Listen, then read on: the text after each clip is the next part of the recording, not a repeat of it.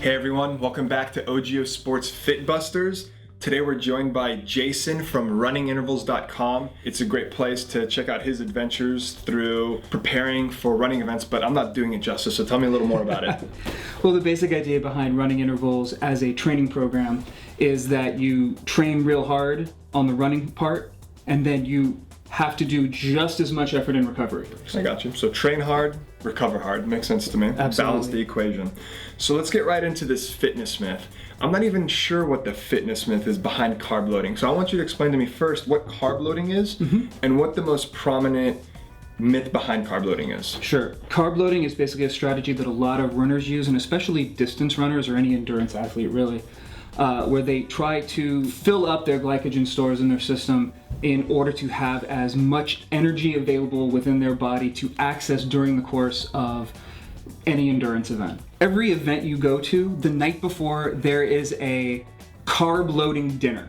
And everybody goes and they pile on the pasta, get loaded down with like 3 helpings of fettuccine Alfredo, and they're like, I am ready to run 12 hours later. So we're talking about carb loading, but aren't people different and they require different fuels? 100%. There are a lot of athletes that function well on carbs that you get from breads, pastas, things like that. There's a lot of athletes that function much better on just sugar content. You know, they load up on the sugar and they soar through their race. There's a lot of athletes that function a lot better on like a high fat content because they get a lot of energy from that. So it really does depend on each individual. That makes sense. Biochemical individuality. It's a popular, trendy concept. It makes a lot of sense. Every person's unique. You got to find what works best for you.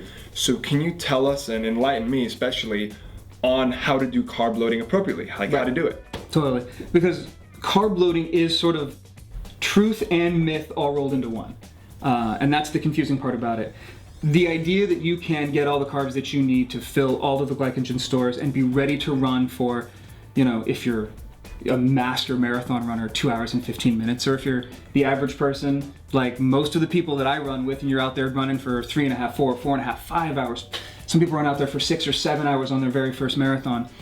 That takes a lot of energy, and there's no, to go back to the example of the bowl of fettuccine Alfredo, there is no way you can fill your body with enough of the carbs that your body needs from a bowl of, I mean, maybe if you like the old Total commercial, you can put 14 bowls of fettuccine Alfredo in front of you, and that might be enough to get you through a marathon, but it makes no sense to try to do that 12 hours in advance. So really the way you're gonna do it is, most races take place on Sunday. What you're gonna do is you are going to start increasing your carb content on Monday. Be adding more carbs.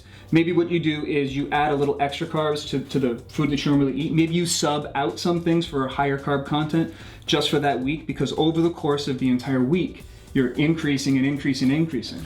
The math is basically somewhere between 7 to 10 grams of carbs per kilo of body weight. Okay, that's a lot.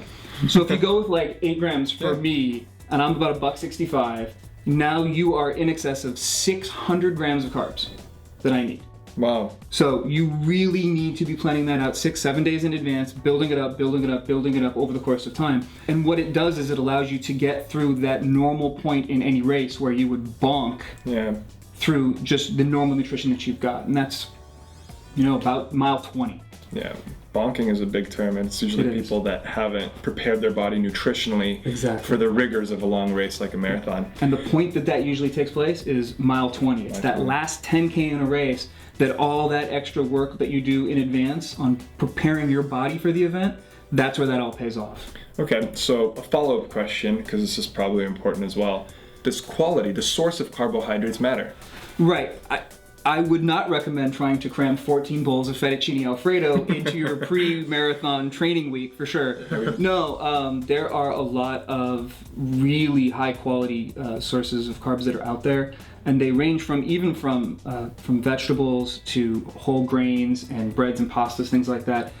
You can get them from a lot of different places, but quality does matter, because if you think to yourself, you are going to, you know, get the carbs you need through pizza, for instance. Yeah. You know, you're gonna get a ton of grease, you're gonna get a ton of fat, you're gonna get a ton of other things that your body doesn't necessarily want, and your body's gonna have to work hard to process that which is going to slow down its capacity to process the carbs in the right way. Right, so the macronutrient, the carbohydrate is important, but so are the micronutrients. So you want to get it from like quinoa, and you want to get a diversity of different foods, potatoes, so that makes sense, both from a health standpoint and a performance standpoint. Right. So thank you for reconciling that, because as you probably were, I was new to carb loading. I didn't understand it. I'm glad I understand a little bit now. So if I ever have to train for an event, I'll know what to do. We'll get you out there someday. Yeah, there you go. Thanks, Jason, for stopping by. Check out runningintervals.com for some awesome workout and recovery strategies and his personal journey through it. And it's the personal touch that often connects readers, so it's a really good read. Check it out.